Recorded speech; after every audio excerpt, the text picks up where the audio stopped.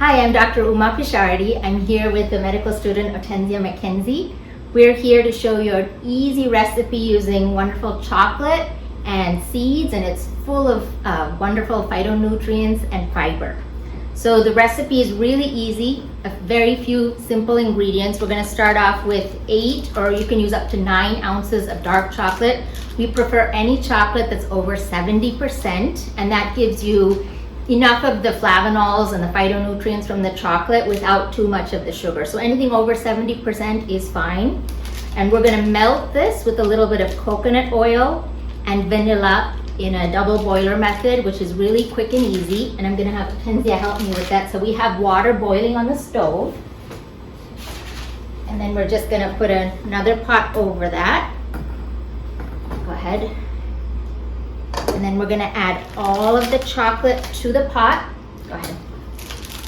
So this is 85% dark chocolate, but you can use anything over 70%. Dark chocolate can be a little bit of a flavor that takes some getting used to, but I think this is a great recipe to try it in because I think the creaminess of the oil and the vanilla and the crunchiness of the seeds makes it really yummy. You are a fan of dark chocolate? Yes. What percentage do you use? I usually go to 60, but Yeah. 70 and above. We can go up to about 70%. Yeah. That's that perfect ratio where you're getting the benefits of the chocolate Yeah. without the harm of the sugar. I can see that.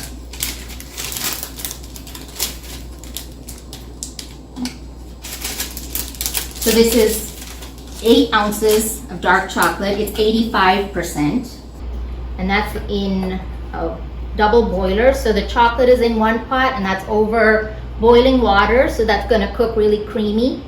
And then to that, just to make it more liquefied, we're going to add 3 tablespoons of coconut oil. So you can measure that out and add it. And the reason we're adding the coconut oil is to make it, when you make just the dark chocolate, it's going to come out really thick and it's going to be hard to spread when we make these crackers. So you want to add the oil just to make it the right consistency.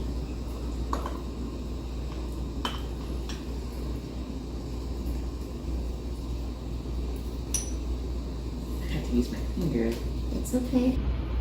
So that's 3 tablespoons of, yep, and then I think we can reduce the heat on this because it's starting to boil into. And we can now add 1 teaspoon of vanilla.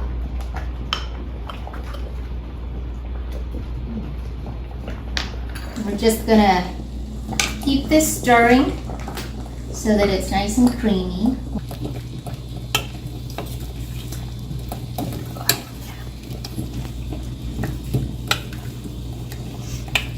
So chocolate has a lot of flavonoids, antioxidants, and as long as the chocolate doesn't have too much sugar, it's really it's something beneficial that we can eat.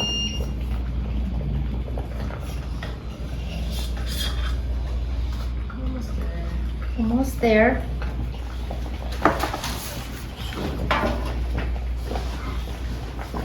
So once it's all liquefied and mixed in, so we've got the coconut oil, the vanilla, and the dark chocolate, and if they're all mixed in, then we can turn that off. And then this is 5 cups, which I've pre-measured out, 2.5 cups, so half the quantity is roasted and lightly salted sunflower seeds, and then 2.5 cups, again half the quantity of lightly salted roasted pumpkin seeds.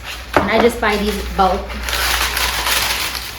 And you add those entirely to the chocolate and mix as you go.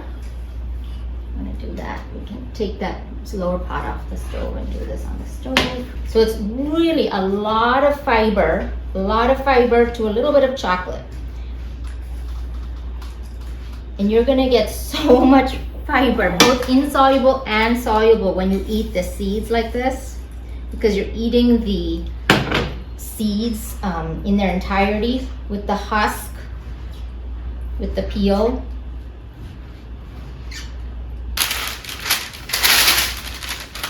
And then I've just laid out a piece of parchment on this baking sheet.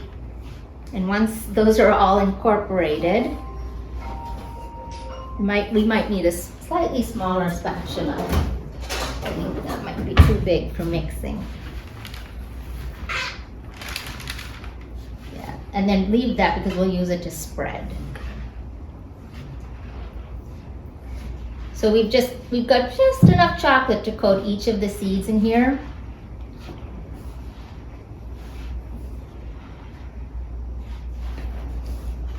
Okay, perfect. And then this is how easy it is. Now you just put this whole thing on a sheet and you spread it out.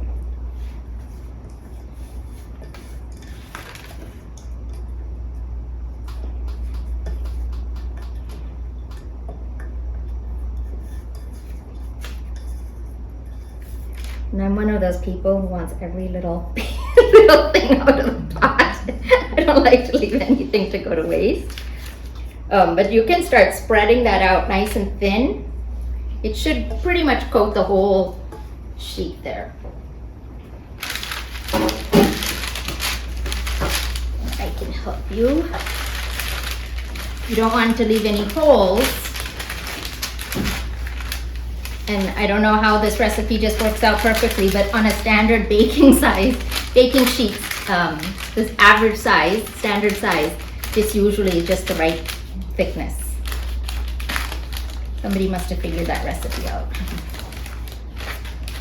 So get it nice and to the edges. In the end though, we're gonna have this broken up, so it's not about looking perfect or anything. But you don't want any clumps. You want it sort of even and possible and thin as possible without any holes. But this is really, really, really simple. That is it. And now this goes in the freezer for 15 minutes. And that's basically all there is. So once the chocolate bars have been in the freezer about 15 minutes, it's been a little bit longer for us, you pull it out and you won't believe how easy this is. You want to come and help me? So literally it's solid. It's so solid and you just break this up into whatever size pieces you want. Kids would have a lot of fun with this. Yes.